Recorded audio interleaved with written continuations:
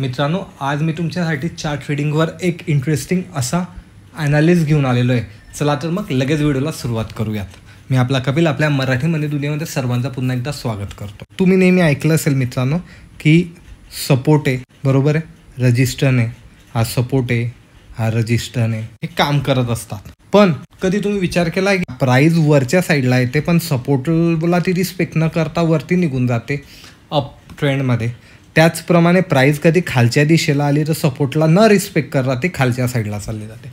मग मला तर सपोर्ट रजिस्टन आखता येतं पण माझे सपोर्ट आणि रजिस्टन वर्क का करत नाही, हा प्रश्न तुम्हाला पडतोय का? कधी प्रश्न पडत असतील मित्रांनो तुम्हाला ट्रेडिंग करताना, तर नक्की तुम्ही लर्निंग झोनमध्ये आहात आणि तुम्ही चार्टला समजून घेण्याचा प्रयत्न करताय. पण तुम्हाला प्रश्नच पडत नसतील, तुम्ही फक्त सकाळी उठल्यानंतर पोट घेऊ, कॉल घेऊ, आज काय करू, आज न्यूज काय आहे, याने काय सांगितलं, त्याने काय सांगितलं, याच्या बेसवर कधी तुम्ही ट्रेड करत असणार तर सॉरी, तुम्हाला जास्ती वेळ मार्केट टिकू देणार नाही. आता हे प्रश्न केव्हा पडतात? जेव्हा तुम्ही स्वतः ट्रेडिंग करताय, तुम्ही स्वतः काहीतरी शोधायचा प्रयत्न करताय आणि तुम्ही आखताय हे फेल का होतं, हा जेव्हा प्रश्न पडतो. तर आज त्याच प्रश्नाचं मी उत्तर देणार आहे की आपले जे सपोर्ट आणि रजिस्टन असतात मित्रांनो, ते केव्हा वर्क करतात, केव्हा वर्क करत नाही. त्याचबरोबर जेव्हा हे रजिस्टन आहे हे केव्हा वर्क करेल आणि केव्हा करणार नाही. त्याचबरोबर हा कधी सपोर्ट येतो, हा केव्हा वर्क करेल आणि केव्हा करणार नाही. चला तर याचंच उत्तर आज आपण चार्टवर पाहणार आहे. आता इथे तुम्ही पाहिलं असेल मित्रांनो, इथे मला अप मार्केट दिसतंय, अप ट्रेंड आहे, बरोबर आहे. मग आता मी प्रिव्हियस दिवसावरनं, जसं तुम्ही आपले प्राईज ॲक्शनचे व्हिडिओ पाहत असणार तर तुम्हाला तर माहितीच आहे सपोर्ट रजिस्टर आपण कशा प्रकारे आयडेंटिफाय करतो. आपला टेलिग्राम चॅनलचा ग्रुप पण आहे, तिच्यामध्ये पण आपण डेलीचे सपोर्ट रजिस्टर हे प्रोव्हाइड करत असतो. ज्यालाही जॉईन व्हायचं असेल डिस्क्रिप्शनमध्ये लिंक आहे. पण ते काम करता नाही करत, त्याची ॲक्युरेसी काय आणि ते केव्हा काम करत नाही. तर यासाठी एक गोष्ट लक्षात ठेवायची मित्रांनो की तुम्ही कधी मार्केटला पाहिलं, मार्केट जेव्हाही वरच्या ट्रेंडमध्ये असतं तर मार्केट आहे ना मित्रांनो रजिस्टरला रिस्पेक्ट करत नाही. लक्षात ठेवा, नीट समजून घ्या.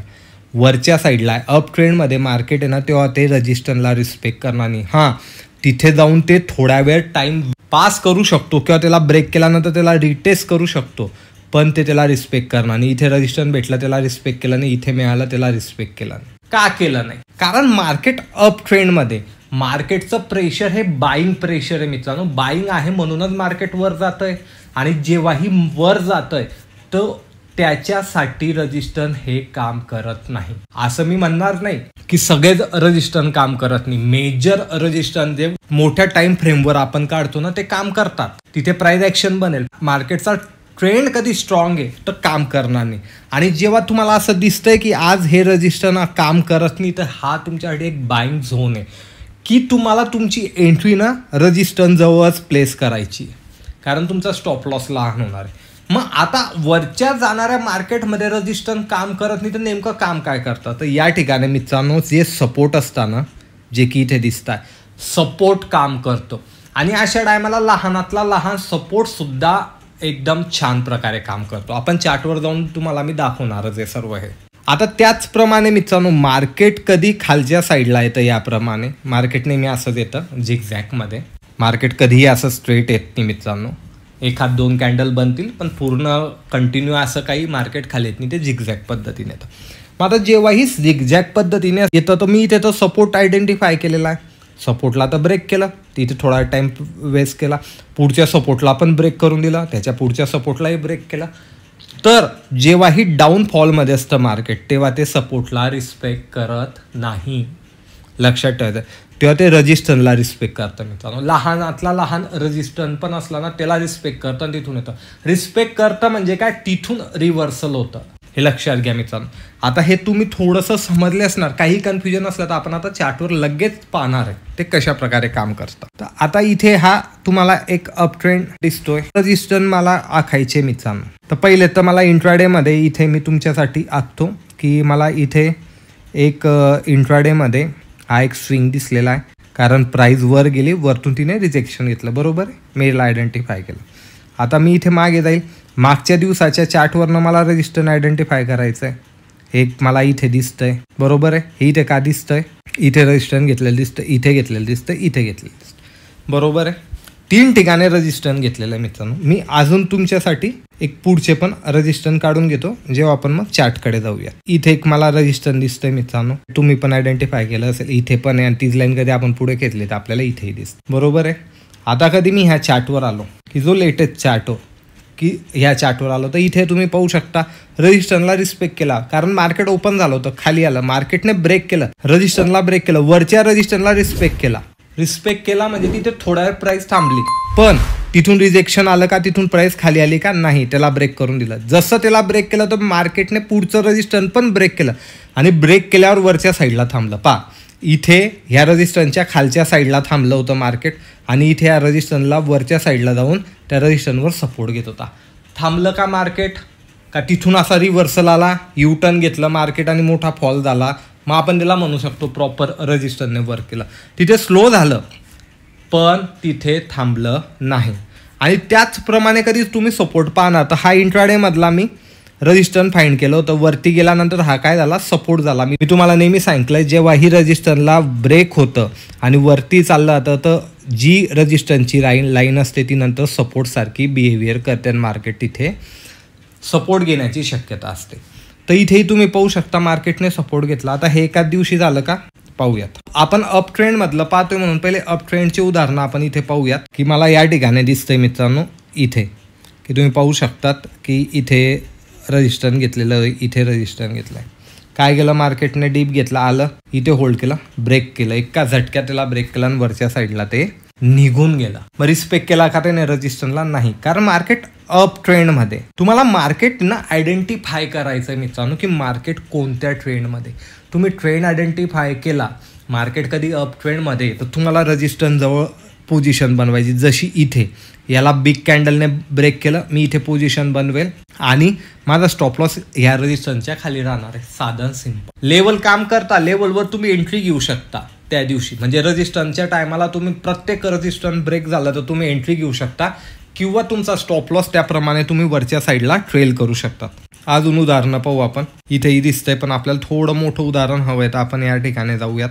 आता तुम्ही इथे पाहू शकतात की इथे एक लेवल पाहायला मिळते, नंतर मार्केट इथे क्लोज झालं, इथे एक लेवल पाहायला मिळते, त्यानंतर आपल्याला इथे एक लेवल पाहायला मिळते. मार्केट मित्रांनो खालून आलं, ब्रेक केलं एकाच झटक्यात, इथे साईडवेज झालं, परत ब्रेक केलं आणि परत इथे साईडवेज झालं. एंड ऑफ डे मार्केट इथे क्लोज झाले, पण मार्केटने कुठूनही मार्केटने रिव्हर्सल घेतलं का, कुठूनच घेतलं नाही. रिव्हर्सल घेऊन मार्केट खाली आलं का, तर नाही आलं.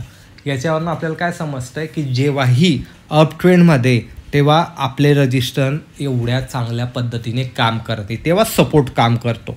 कसं, तुम्ही आता हा कधी सपोर्ट पाहिला, आता इथे मार्केट आलं का, नंतर नाही आलं, त्यानंतर इथे स्विंग बनलेला आहे, हा सपोर्ट कधी पाहिला तर मार्केट आलं का, नंतर हा एक सपोर्ट बनलेला होता, मार्केट आलं का, नंतर नाही आलं. ते वरचा रजिस्टन्स ब्रेक करत जात होतं. म्हणून अप ट्रेंडमध्ये मार्केट हे रजिस्टन्सला रिस्पेक्ट करत नाही तर ते सपोर्टला रिस्पेक्ट करतं.